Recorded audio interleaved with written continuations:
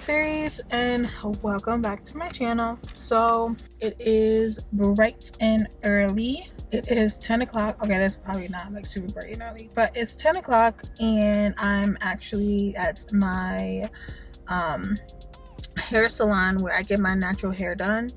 I have not washed my hair in probably 2.5 months. That's crazy. I haven't washed my hair before I went to Miami. This was like back in January, and it is now March 9th. So sis is struggling. Like, I really wonder how long my hair is. I'm not gonna take this hat off and embarrass myself, but with my braids, my hair comes, let me see if I can get closer. With my braids, my hair comes all the way down to here. You guys see that? Yeah, both of my braids come down that far.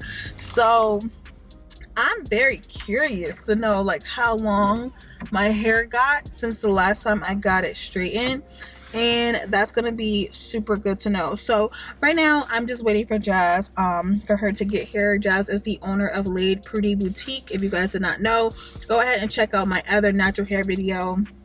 The first time I went to her, that's, you know, when I became addicted, and now I'm back. So yes, so I will see you guys when I get inside and she starts washing my hair and all that good stuff, because sis needs it, okay?